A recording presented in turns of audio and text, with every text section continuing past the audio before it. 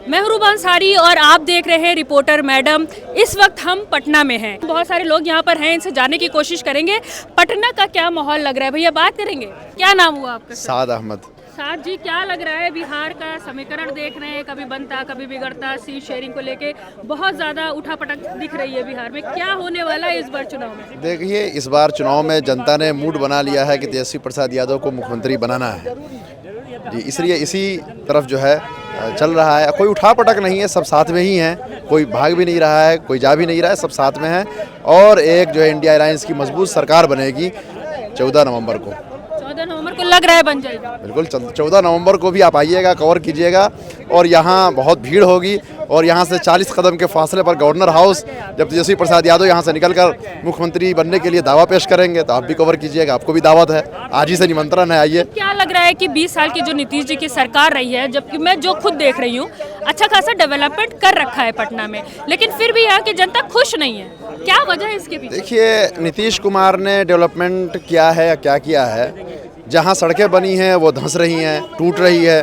पता यह चला है कि ठेकेदारों से जो है कमीशन का मामला हुआ है, तो इसलिए जो है परिवर्तन अब ज़रूरी है, ताकि इन मामलात की जांच भी हो कि किन लोगों ने ये काम किया है कि पुल ढह रहा है, गिर रहा है। मतलब आपको लग रहा है नीतीश जी की सरकार में भ्रष्टाचार चरम पे रहा है? बहुत भ्रष्टाचार चरम पर है। आप लोग अगर गांव देहात में जाइएगा, देखिए कितनी खस्ता हालत है। आप किसी भी ऑफिस में चले जाइए, आरटीपीएस ऑफिस में चले जाइए, मामूली कागज़ बनवाने के लिए 500-500 रुपया, 700 रुपया लग रहा है। एक जन्म प्रमाण पत्र बनवाना हो, आवासीय बनवाना हो, तो इसलिए अब परिवर्तन ज़रूरी है। और ये अफसरशाही का बहुत ज़्यादा बाजार गर्म है, वहाँ घुसखोरी हो रही है। आप सीओ देख लीजिए, सीओ जो है दाखिल खारिज के नाम पर लाखों लाख रुपया कमा रहा है। इसलिए जनता परेशान है, बिहार की जनता परिवर्तन चाहती है। तो लग रहा है कि तेजस्वी जी आएंगे तो परिवर्तन होगा और जो पलायन है वो रुक जाएगा। तेजस्वी जी आए थे तो पलायन तो रुका ही था, और जो दूसरी जगहों पर डिग्री रख करके जो बीएड थे, एमएड थे, वो जा करके बैग का काम कर रहे थे मुंबई में, हैदराबाद में, उन लोगों ने आकर के स्टेट दिया। स्टेट पास करने के बाद जो है बीपीएससी के जरिए उनको जो है स्थायी नौकरी मिली, 4.5 लाख नौकरियां मिली TRE 1 और 2 में। बड़े बड़े लोग जो दूसरी जगहों पे काम कर रहे थे वो आकर के अपने घर जॉब कर रहे हैं। लेकिन इस मरतबा तेजस्वी प्रसाद यादव ने 100% डोमिसाइल लागू करने का वो किया है, ताकि जो दूसरे जगह के लोग हैं, बिहार की नौकरी बिहार ही के लड़कों को मिले, जो हम लोग खुद परेशान हैं, मजबूर हैं। तो इसलिए नौजवानों को भूख लगी हुई है, और नौजवान अपनी नौकरी के लिए, चूँकि ये नीतीश कुमार करते क्या हैं, वैकेंसी निकालते हैं और फिर लाठीचार्ज करते हैं।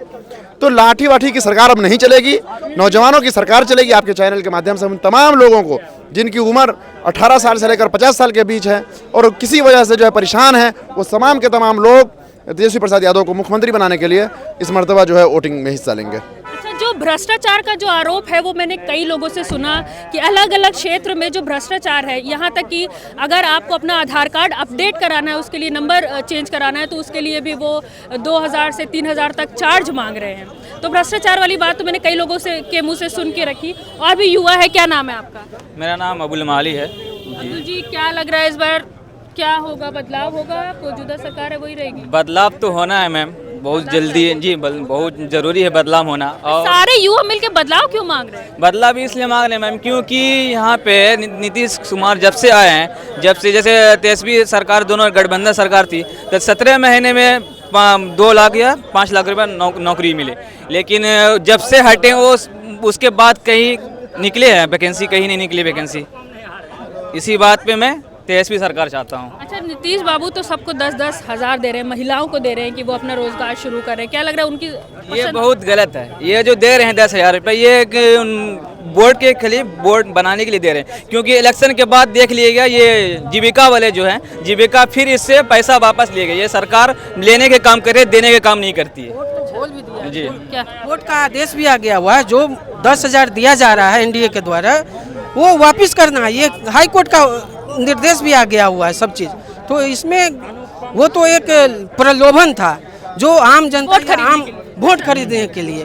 तो ये सारा देश जान गया इस नीति को, और ये छुपा हुआ थोड़ी है। बीजेपी का यही हमेशा काम ही रहा है, वोट खरीदने का।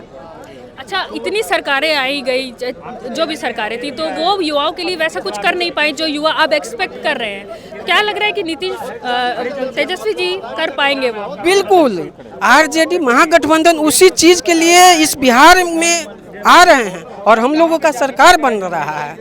इसमें कहीं से किंतु परंतु नहीं है। जितने सारे युवा है तन मन धन से इनके साथ है, इसमें कहीं से किंतु परंतु नहीं है। बहुत बड़ी संख्या में नौकरियां आ रही है, लोगों को रोजगार मिलेगा, हमारी बहू बेटी सुरक्षित रहेगी। बहू बेटी के लिए स्पेशल से इन्हीं के सरकार में 33% मिला है और बढ़ भी सकता है। और बहुत बड़ी बात है कि जो जिसकी जितनी संख्या उतनी भागीदारी यहाँ से मिल भी रही है। तो आरजेडी से ही उम्मीद है, पूरे बिहार को उम्मीद है, यहाँ की जनता को उम्मीद है, यहाँ की युवाओं महिलाओं की उम्मीद है। युवा को काफ़ी विश्वास आ चुका है। हाँ, आरजेडी मेरा जो अब की बार नए सरकार जो बनेंगे तेजस्वी भैया, इससे पूरे बिहार में युवा को बिल्कुल 90% भरोसा हो चुका है। इतनी नौकरी कहाँ से लाएंगे तेजस्वी जी? ये तो अगला बार भी विधानसभा में बोला था, जब 2020 में चुनाव हुआ था, यही मुख्यमंत्री जी नीतीश कुमार जी बोले थे कि अपना बाप घर से 10 लाख नौकरी देगा। 17 महीना जो है विपक्ष में रह के 17 महीना जो है हमारे तेजस्वी जी रह के उनके साथ 5 लाख युवा को नौकरी दिया। इससे पूरे भारत को पता चल गया, तो अब इसमें कहाँ जुमलाबाजी रहा।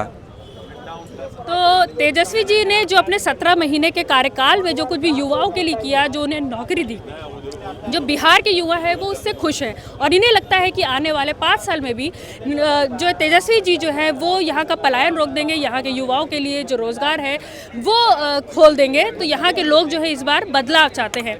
मैं हूँ रूबा अंसारी और आप देख रहे थे रिपोर्टर मैडम।